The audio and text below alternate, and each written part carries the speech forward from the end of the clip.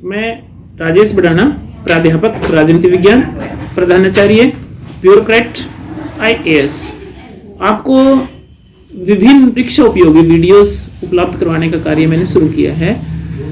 मेरे द्वारा उपलब्ध करवाए गए जो वीडियोस हैं न केवल विद्यालय स्तर के परीक्षार्थियों के लिए उपयोगी रहेंगे, इसके साथ साथ समान रूप से जो भारत की सर्वोच्च परीक्षा है संघ लोक सेवा आयोग द्वारा जो आयोजित की जाती है IAS की परीक्षा, उसके लिए भी समान रूप से उपयोगी रहेंगे। इसलिए मैं जो भी आपको वीडियोस उपलब्ध करवाता हूं उनको लाइक करें, मेरे चैनल को सब्सक्राइब करें और साथ में जो बेल आइकॉन है उसका बटन दबा दें, तब ताकि जो भी नया वीडियोस आपको उपलब्ध हो तो उसकी सूचना आपको समय पर मिल सके। स्टूडेंट्स, आज का हमारा टॉपिक है प्रेसिडेंट ऑफ इंडिया, राष्ट्रपति, भारत का राष्ट्रपति। भारत के संविधान के भाग 4 में भारत के राष्ट्र के बारे में, केंद्रीय कार्यपालिका के बारे में वर्णन किया गया है। केंद्रीय कार्यपालिका में भारत के राष्ट्रपति, प्रधानमंत्री और संपूर्ण मंत्रिपरिषद, महान्यायवादी और अन्य पदाधिकारी आते हैं। भारत के संविधान के अनुच्छेद 52 में ये कहा गया कि there shall be a president of India, Bharat का एक राष्ट्रपति होगा और उसी के साथ संघ की कार्यपालिका की शक्तियों का प्रयोग किस तरह से किया जाएगा उसका वर्णन किया गया है। तो भारत के राष्ट्रपति देश का राज प्रमुख होता है, सरकार प्रमुख नहीं होता। प्रधानमंत्री मुख्य कार्यकारी अधिकारी होता है। हमारे देश में संसदीय शासन प्रणाली को अपनाया गया है। संसदीय शासन प्रणाली में 2 तरह की कार्यपालिका होती है, एक नाम मात्र की कार्यपालिका और दूसरी वास्तविक कार्यपालिका। राष्ट्रपति भारत की संसदीय परंपरा के अनुसार नाम मात्र की कार्यपालिका है और प्रधानमंत्री वास्तविक कार्यपालिका है। हालांकि हमने जो पद, जो डेजिग्नेशन है वो अमेरिका की तरह से राष्ट्रपति लिया है, लेकिन भारत के जो राष्ट्रपति है वो ब्रिटिश क्राउन की तरह से है। उसकी ओर से सारा उसके नाम से शासन चलाया जाता है, लेकिन वास्तविक शक्तियां प्रधानमंत्री के पास होती हैं। प्रधानमंत्री राष्ट्रपति का वास्तविक सलाहकार होता है, मुख्य सलाहकार होता है। उस प्रधानमंत्री और केंद्रीय मंत्रिमंडल की सलाह पर राष्ट्रपति देश के शासन का संचालन करता है। राष्ट्रपति का निर्वाचन एक निर्वाचक मंडल करता है, जिसमें इलेक्टेड मेंबर्स ऑफ पार्लियामेंट और elected members of legislative assemblies और जो केंद्र शासित क्षेत्र हैं दिल्ली और पांडिचेरी, उनकी विधानसभा के निर्वाचित सदस्य इसमें भाग लेते हैं। स्टेट्स में जहां पर विधान परिषद है उसके सदस्य MLC राष्ट्रपति के चुनाव में भाग नहीं लेते। इसके अतिरिक्त हमारी लोकसभा में 2 जो एंग्लो इंडियन सदस्य मनोनीत किए जाते हैं वो भी राष्ट्रपति के चुनाव में भाग नहीं लेते। हालांकि इसका जो 2 एंग्लो इंडियन सदस्य मनोनीत किए जाते हैं उसका प्रोविजन अब आगे समाप्त कर दिया गया है। इसके अतिरिक्त भारत की राज्यसभा के जो 12 मनोनीत सदस्य होते हैं, नॉमिनेटेड मेंबर्स होते हैं राष्ट्रपति के द्वारा, वो राष्ट्रपति के चुनाव में भाग नहीं लेते हैं, उनको उसमें वोट कास्ट करने का अधिकार। भारत के राष्ट्रपति के चुनाव को एकल संक्रमणीय मत प्रणाली, सिंगल ट्रांसफरेबल वोट सिस्टम से भारत के राष्ट्रपति का चुनाव किया जाता है।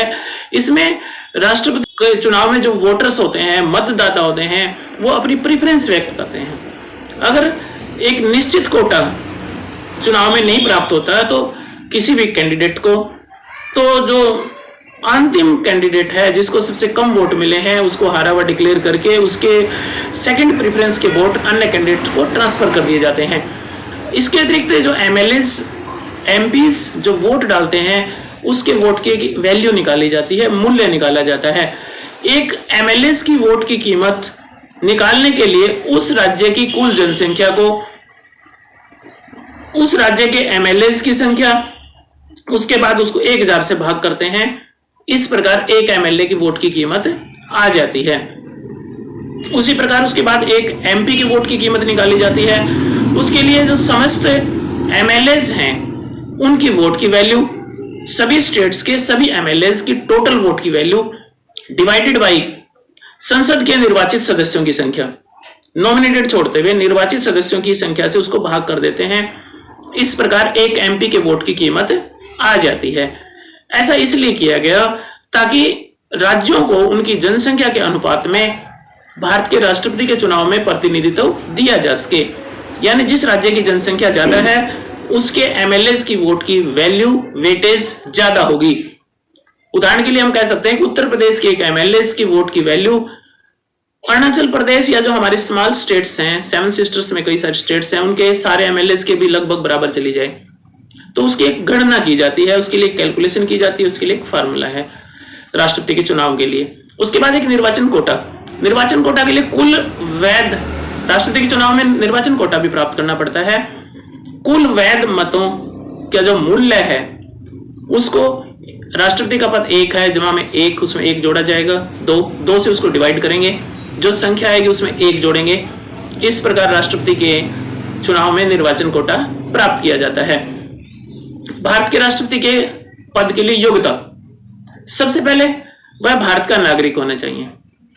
भारत में किसी भी संवैधानिक पद को प्राप्त करने के लिए उसका भारत का नागरिक होना जरूरी है। हालांकि अमेरिका या अन्य देशों के तरह से हमारे संविधान में यह नहीं लिखा हुआ है कि भारत का नागरिक जन्मजात हो या उसने राज्यगत नागरिकता प्राप्त की, ऐसा कोई संविधान में वर्णन नहीं किया गया है। लेकिन भारत के संविधान की जो सिटीजनशिप्स के बारे में जो कानून है उसके अकॉर्डिंग अगर कोई विदेशी व्यक्ति भारत की नागरिकता प्राप्त करता है तो उसको वही सुविधाएं और वही अधिकार प्राप्त होंगे जो उसके अपने देश में, अगर हमारा कोई भारतीय नागरिक उस देश की नागरिकता प्राप्त करता, जो अधिकार वहां पर उसको मिलते वही अधिकार उसको भारत में मिल जाएंगे। भारत के राष्ट्रपति का निर्वाचन करने के लिए 50 जो मतदाता हैं उसके प्रस्तावक होने चाहिए। इसके अतिरिक्त 50 अन्य सदस्य उसका समर्थन करें, 50 प्रस्तावक और 50 समर्थक, तब भारत के राष्ट्रपति के लिए नॉमिनेशन फाइल किया जा सकता है। इसके लिए उसको 15,000 रुपए आरबीआई में सिक्योरिटी राशि जमा करानी पड़ती है। अगर उसको कुल मतों का 1/6 मत भी प्राप्त नहीं होते, 6% वोट प्राप्त नहीं होते, तो उसकी जो जमानत की राशि है, सिक्योरिटी मनी है, वो डिपॉजिट कर दी जाती है, फॉरफिट कर दी जाती है, वो वापस नहीं मिलती। अगर उसको मिनिमम 1/6 वोट मिल जाते हैं तो उसकी राशि वापस है, अगर वो चुनाव हार जाता है तो उसको वापस मिल जाती है। शपथ, भारत के राष्ट्रपति को भारत का सर्वोच्च न्यायालय का मुख्य न्यायाधीश शपथ दिलाता है। यदि मुख्य न्यायाधीश उपस्थित न हो तो अन्य जो वरिष्ठ जज है, जो सर्वोच्च न्यायालय का न्यायाधीश है, वो उसको शपथ दिलाता है। राष्ट्रपति भारत के संविधान की पालना की शपथ लेता है। उसमें प्रमुख बातें हैं, राष्ट्रपति ये शपथ में ये घोषित करता है कि मैं श्रद्धापूर्वक राष्ट्रपति पद का कार्य पालन करूंगा, संविधान और विधि का परिरक्षण करूंगा, संरक्षण करूंगा और प्रतिरक्षण करूंगा और भारत की जनता की सेवा और कल्याण में निरत रहूंगा। यह भारत के संविधान, राष्ट्रपति के पद की जो शपथ है जो भारत के संविधान में दी हुई है। उसके बाद पद अवधि कि राष्ट्रपति का कार्यकाल कितना होगा। तो भारत का जो राष्ट्रपति है उसका कार्यकाल 5 वर्ष निश्चित किया गया है। अमेरिका के राष्ट्रपति का कार्यकाल 4 साल है, लेकिन भारत का राष्ट्रपति पुनः निर्वाचित हो सकता है, अमेरिका में भी पुनः निर्वाचित हो सकता है, लेकिन अमेरिका में राष्ट्रपति का कार्यकाल 10 साल से ज्यादा नहीं हो सकता। इसका मतलब एक ही बार और वो पुनः निर्वाचित हो सकता है, लेकिन हमारे संविधान में इसके बारे में ऐसा कुछ भी नहीं लिखा गया है। कितनी बार भी राष्ट्रपति दोबारा से चुनाव लड़ सकता है। अब तक हमारे यहाँ प्रमुख रूप से 2 राष्ट्रपति का जो कार्यकाल है अधिकतम 2 कार्यकाल रहे हैं। हमारे प्रथम राष्ट्रपति डॉक्टर राजेंद्र प्रसाद को 2 कार्यकाल मिले, उसके बाद डॉक्टर राधाकृष्णन जी 1 कार्यकाल के रहे, और तो मैक्सिमम 2 कार्यकाल के लिए राष्ट्रपति परंपरा यही है कि चुने जा रहे हैं, लेकिन इस संविधान में ऐसा कुछ कोई प्रतिबंध नहीं है। उसका पुनर्निर्वाचन किया जा सकता है, लेकिन अगर किसी कारण से राष्ट्रपति के चुनाव नहीं हो पाया है, निर्वाचन नहीं हो पाया है, तो पद को खाली नहीं रखा जाता, निरंतर रखा जाता है, इसलिए वो पद पर रहेगा। लेकिन अगर किसी कारण से राष्ट्रपति की मृत्यु हो जाए या वो किसी कारण से पद त्याग कर दे तो भारत का उपराष्ट्रपति राष्ट्रपति बन जाएगा। लेकिन हमारे संविधान में और अमेरिका के में इस मामले में अंतर है।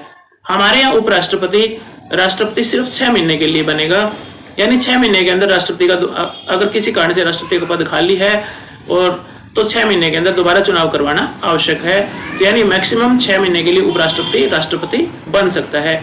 इसके विपरीत अमेरिका में अगर मान लिया राष्ट्रपति का कार्यकाल 4 साल होता है और 1 ही साल के बाद में अगर राष्ट्रपति की मृत्यु हो जाए तो उपराष्ट्रपति बाकी पूरे बचे हुए कार्यकाल के लिए राष्ट्रपति बन जाएगा और वो सारी शक्तियों का प्रयोग करेगा।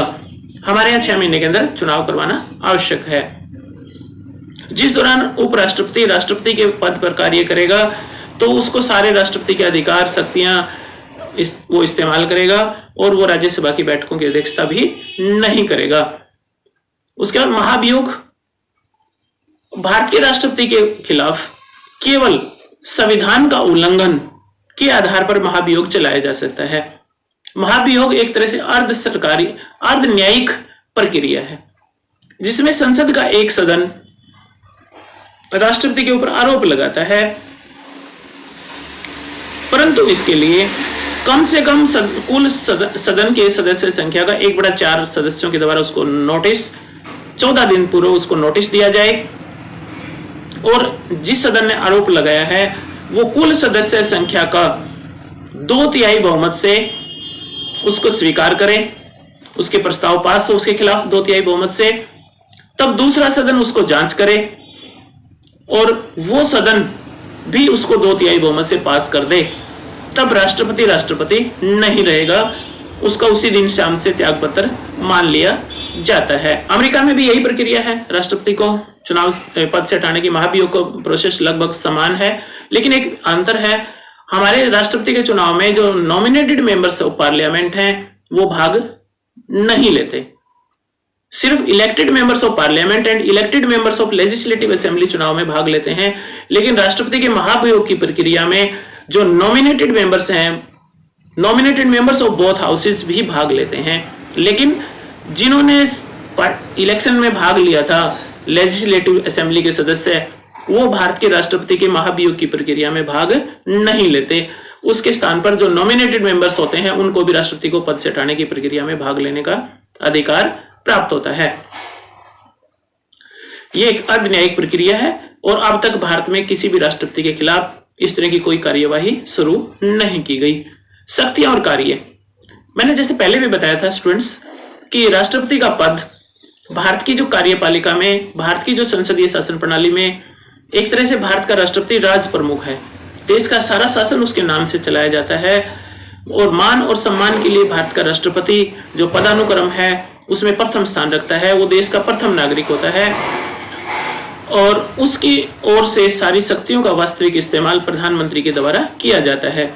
तो राष्ट्रपति का सबसे पहला कार्य है प्रधानमंत्री की नियुक्ति। आम चुनाव होता है, संसदीय शासन प्रणाली है, आम चुनाव होता है, जिस पार्टी को संसद में बहुमत का समर्थन प्राप्त होता है उस पार्टी के नेता को राष्ट्रपति प्रधानमंत्री नियुक्त करता है। प्रधानमंत्री की नियुक्ति करना राष्ट्रपति का कार्य है, लेकिन उसमें इसमें विवेकाधिकार प्राप्त नहीं है। जिस पार्टी को बहुमत मिलेगा उस पार्टी के नेता को राष्ट्रपति प्रधानमंत्री के पद पर नियुक्त कर देगा। लेकिन अगर किसी भी पार्टी को बहुमत नहीं प्राप्त होता तो उस तरह की परिस्थितियों में उसको कुछ विवेकाधीन शक्तियां प्राप्त हो जाती है कि जब राष्ट्रपति को लगता है कि इस व्यक्ति के नेतृत्व में या इस गठबंधन को संसद में बहुमत प्राप्त हो जाने की संभावनाएं हैं, तो उस पार्टी के नेता को प्रधानमंत्री नियुक्त कर देगा और उसके लिए उसको एक समय दे सकता है, निश्चित समय, कि वो उस 1 महीने के अंदर या 20 दिन के अंदर कि उतने समय में उसको लोकसभा में अपना बहुमत साबित करना है। यानी राष्ट्रपति की विवेकाधीन शक्तियां अधिकतम किसी व्यक्ति को 1 महीने तक प्रधानमंत्री नियुक्त कर सकती हैं। अगर वो संसद में बहुमत साबित नहीं कर पाया तो उसको त्यागपत्र देना पड़ेगा। तो इस मामले में राष्ट्रपति के पास विशेष शक्ति नहीं है।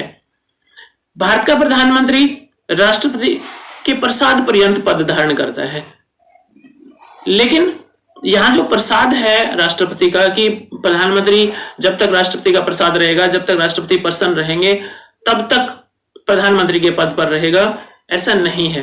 राष्ट्रपति का प्रसाद प्रधानमंत्री के ऊपर तब तक रहेगा जब तक उसके पास संसद में, पार्लियामेंट में मेजॉरिटी है, संसद में भी लोकसभा में, जब तक लोकसभा में उसको बहुमत का समर्थन प्राप्त है प्रधानमंत्री के पद पर रहेगा।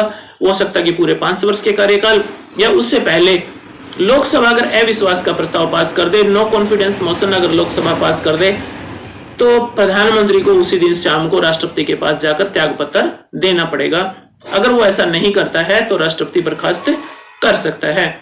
इसके अतिरिक्त सभी प्रमुख बड़े बड़े पदों पर जो नियुक्तियां हैं वो राष्ट्रपति के द्वारा की जाती है, लेकिन सभी प्रमुख नियुक्तियां हैं प्रधानमंत्री की सिफारिश से की जाती हैं। मंत्रियों की नियुक्ति है का मामला है जिसको राष्ट्रपति प्रधानमंत्री के पद पर अपॉइंट करता है। वो एक मंत्रिमंडल के सदस्यों की एक लिस्ट, एक सूची राष्ट्रपति को सौंपता है। राष्ट्रपति उन सब को मंत्री पद पर नियुक्त करके उनको पद और गोपनीयता की शपथ दिलाता है।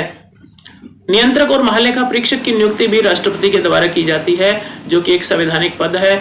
इसके अतिरिक्त अगर राष्ट्रपति को यह लगता है कि केंद्र और राज्यों के बीच समन्वय स्थापित करने के लिए एक अंतर्राज्यीय परिषद की स्थापना करने की आवश्यकता है, तो राष्ट्रपति एक अंतर्राज्यीय परिषद की स्थापना कर सकता है।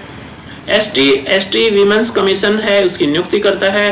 केंद्र शासित जो क्षेत्र हैं उनका प्रशासन राष्ट्रपति के द्वारा नियुक्त प्रतिनिधि के माध्यम से संचालित किया जाता है। विधायी शक्तियां, भारत के राष्ट्रपति के पास बहुत सारी विधायी शक्तियां भी प्राप्त होती हैं। भारत का राष्ट्रपति भारत की संसद का अभिन्न अंग होता है। भारत की संसद लोकसभा, राज्यसभा और भारत के राष्ट्रपति से मिलकर बनती है।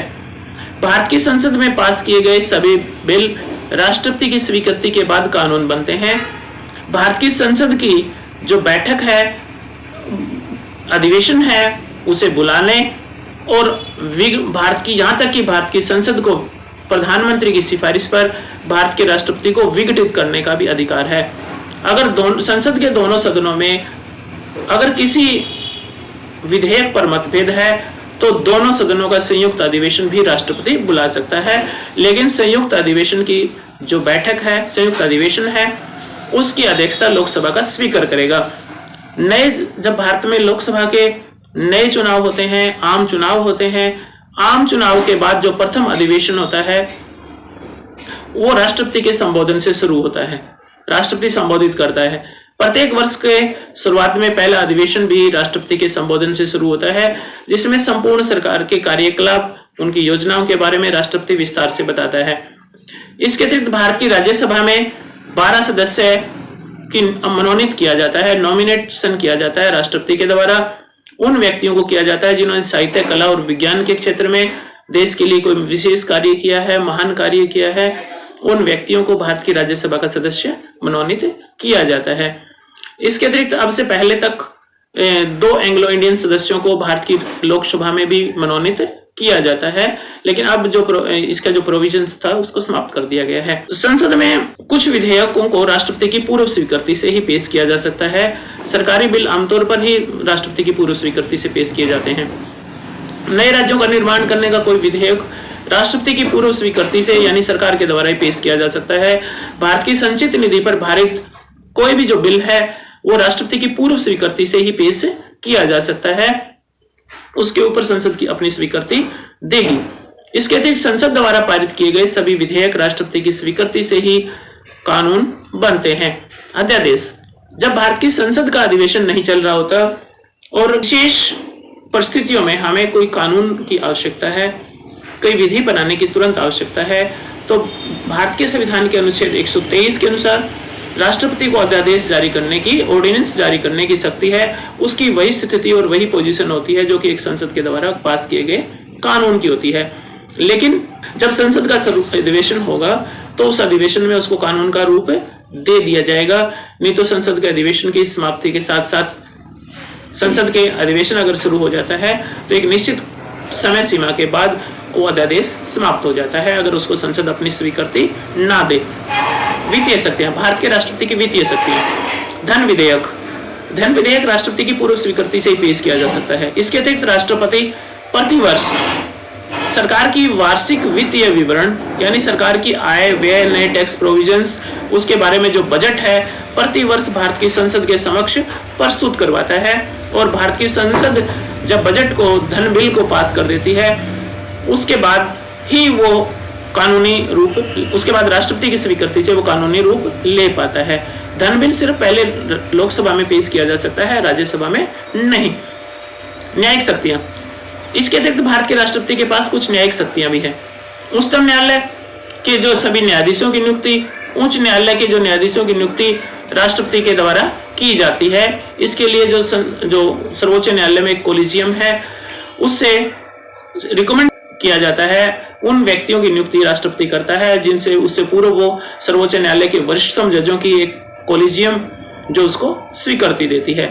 कूटनीतिक शक्तियां, न्यायिक शक्तियों में राष्ट्रपति की दया की शक्तियां शामिल हैं। कूटनीतिक शक्तियों से पहले मैं आपको बता देना चाहता हूं कि अगर किसी व्यक्ति को, किसी अभियुक्त को किसी मामले में फांसी की सजा या अन्य प्रकार की कोई सजा प्राप्त होती है, अगर वो राष्ट्रपति की दया से अपील करता है तो राष्ट्रपति के पास उसको लघुकरण करने या कम करने या फांसी की सजा को आजीवन कारावास में बदलने की शक्ति प्राप्त होती है।